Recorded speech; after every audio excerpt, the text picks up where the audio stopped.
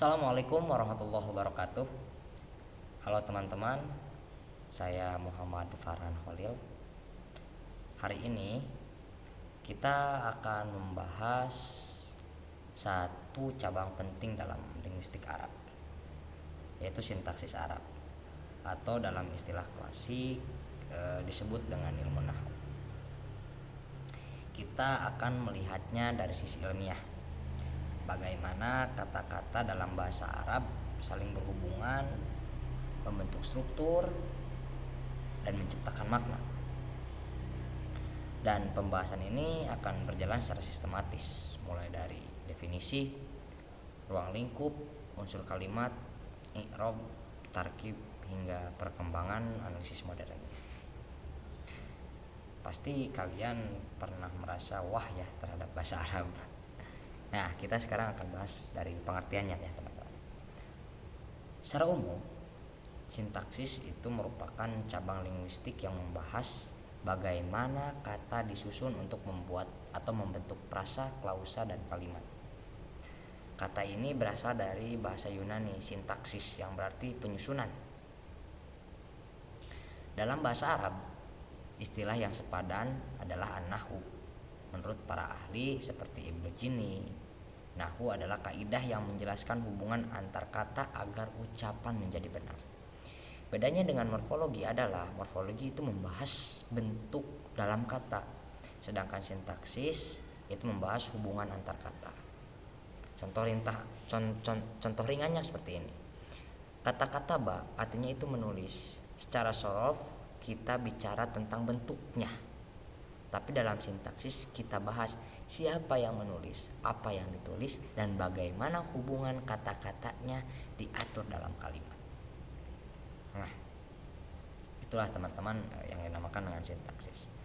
Lalu ruang lingkup sintaksis Arab ya, kita masuk ke ruang lingkup. Sintaksis Arab itu punya dua bidang utama. Pertama tarkib, yaitu penyusunan kata menjadi struktur yang bermakna. Yang kedua i'rab, yaitu perubahan tanda akhir kata untuk menunjukkan fungsi gramatikalnya. Misalnya kayak gini, perhatikan ya teman-teman atau dengarkan. Ja'a Zaidun, Zaid datang.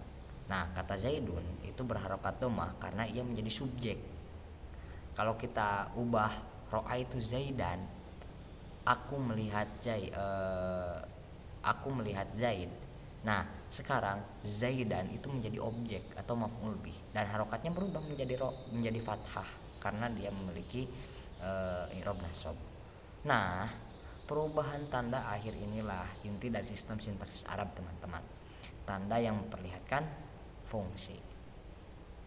Dalam bahasa Arab teman-teman, seluruh kata itu masuk ke dalam 3 kategori. Ya, dalam jurumnya wa aqsamuhu ismun wa fi'lun wa harfun, isim, fi'il, dan haraf, nomina, verba, dan huruf. Dan dari ketiganya lahir 2 jenis kalimat besar. Nah, ada jumlah ismiyah atau kita sebut dengan kalimat nominal.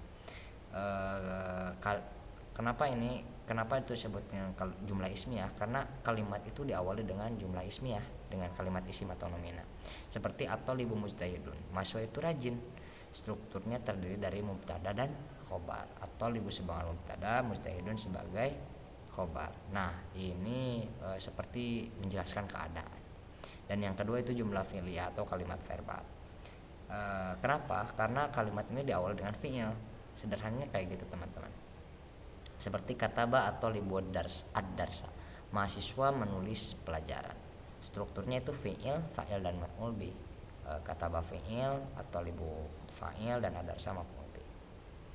Nah, kalimat ismiyah itu menekankan keadaan, sedangkan kalimat fi'liyah itu menekankan pada peristiwa. Itulah 2 pola dasar yang membentuk semua struktur kalimat dalam bahasa Arab teman-teman.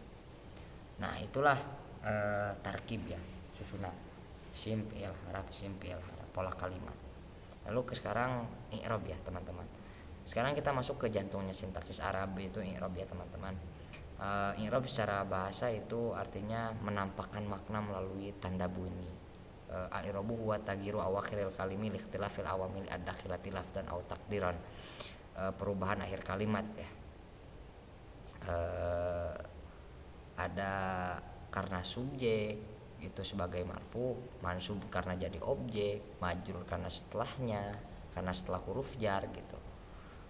Dalam teori klasik ini i'rab itu muncul karena awamil, faktor penyebab adanya amil lafdi seperti fiil atau huruf atau amil maknawi yaitu makna posisi dalam kalimat. Nah, dengan sistem i'rab ini teman-teman, bahasa Arab itu bisa fleksibel tanpa kehilangan makna. Contoh menariknya kayak gini. Akala Zaidun at-tufahah dan at-tufahah akalaha Zaidan.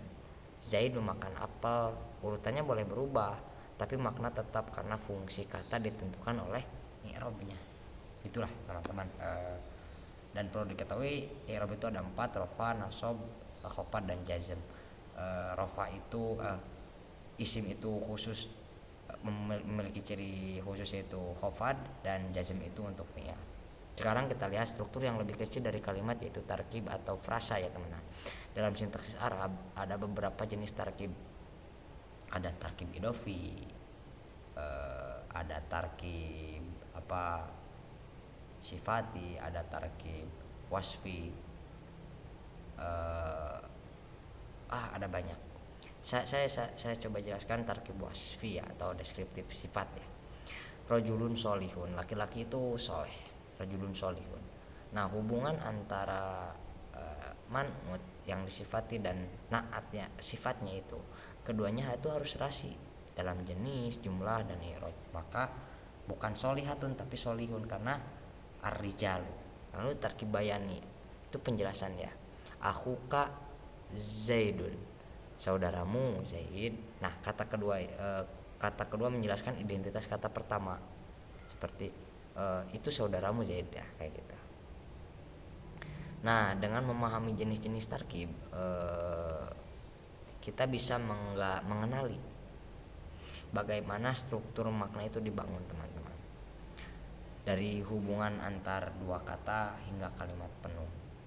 Tadi kan sudah disampaikan mulai dari isim, fi'il, harap akan sampai tarkibnya bagaimana, bahkan dan juga i'rabnya. Nah, yang perlu diketahui dalam bahasa Arab itu secara struktur kalimat Arab itu dibedakan menjadi 2. Ada kalimat sederhana atau jumlah mufidah. Jumlah mufidah itu kayak gini. Asyamsu musyrifah, matahari itu bersinar. Satu subjek dan satu predikat, maknanya langsung jelas. Lalu ada kalimat majmuk atau jumlah murakkabah, yaitu kalimat yang memiliki 2 klausa atau lebih. Nah, hubungannya itu bisa koordinatif atau subordinatif ya. Contoh hubungan yang koordinatif itu kayak gini. Ja'a Zaidun wa Amru, Zaid dan Amar datang. Lalu subordinatif kayak gini. Ja'a alladzi najaha, datang orang yang sukses. Nah, klausa alladzi najaha itu menjelaskan kata orang sebelumnya. Nah, analisis seperti ini itu penting teman-teman, terutama ketika kita membaca teks Arab klasik atau ayat-ayat Al-Qur'an. Karena di sana struktur kalimat sering bertingkat dan maknanya itu menangut ya, berkaitan. Perlu itu seperti analisis klasik ya. Sekarang kita masuk ke analisis modern ya teman-teman.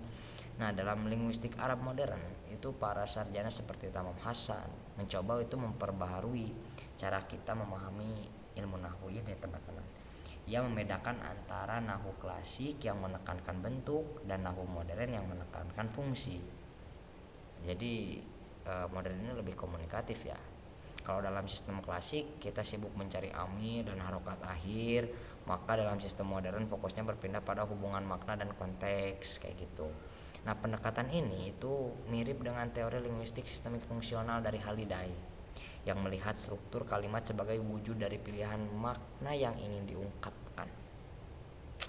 Nah, teman-teman, jadi analisis sintaksis hari ini tidak berhenti di bagaimana bentuknya, tetapi juga mengapa bentuk itu digunakan dan apa maknanya dalam konteks komunikasi. Agak sedikit jelimet, berarti kita sedang berpikir teman-teman. Selamat ya. Kita masuk ke fungsi sintaksis dalam pemahaman teks ya. Sintaksis itu bukan sekedar teori. Sintaksis itu adalah kunci dalam memahami teks Arab secara akurat. Contoh nyata dalam Al-Quran itu innama yakhsyallaha min ibadihil ulama. Kalimat ini sering disalahpahami padahal secara i'rab kata al-ulama itu al-ulamau itu adalah fa'il. Artinya yang takut kepada Allah di antara hamba-hambanya hanyalah para ulama. Gitu kan. Satu perubahan posisi bisa mengubah arah makna. Nah, inilah teman-teman kekuatan analisis sintaksis. Ia menjaga akurasi, penafsiran, dan pemahaman teks. Kalau nggak ada ilmu nahu mungkin kita baca Quran sekarang acak-acakan ya, belibet banget gitu. Nah teman-teman, dari semua pembahasan tadi bisa kita simpulkan sintaksis Arab itu mempelajari struktur dan fungsi dalam kalimat. Unsur utamanya itu meliputi tarkib, i'rab, dan unsur kalimat. Struktur kalimat itu bisa berupa jumlah ismiyah atau fi'liyah, bisa sederhana atau kompleks. Analisis modern itu menambah dimensi fungsional, bahwa setiap bentuk adalah pilihan makna. Gitu, teman. Jadi menguasai sintaksis berarti memahami logika internal bahasa Arab, dan disitulah kita bisa membaca teks dengan presisi ilmiah dan keindahan makna. Terima kasih sudah menyimak. Semoga penjelasan ini menambah pemahaman dan rasa cinta kita pada bahasa Arab ya. Bahasa yang bukan hanya indah tapi juga sangat rasional. Referensi yang saya gunakan salah satunya adalah kitab Jurumiyah yang dikarang oleh Ibnu Ajurum dan Nazom Alfiyah. Mudah-mudahan semua yang disampaikan itu bermanfaat. Oh iya, referensinya selain dari itu jurnal-jurnal yang sudah saya cari mengenai sintaksis klasik dan sintaksis modern atau kontemporer. Oh iya, saya ingin mengingatkan bahwasanya jantung dari sintaksis itu adalah perubahan akhir kalimat. Kita kalau kita sudah tahu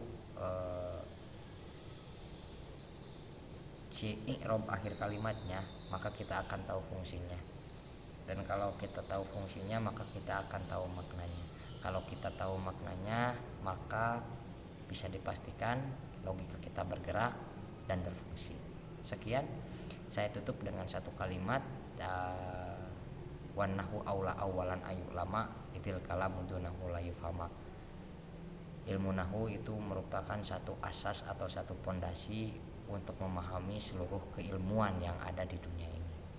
Wallahul muwaffiq ila aqwamit thoriq. Mohon maaf atas segala kekurangan dan kesalahan. Mudah-mudahan dengan adanya video ini kita bisa menambah wawasan. Assalamualaikum warahmatullahi wabarakatuh.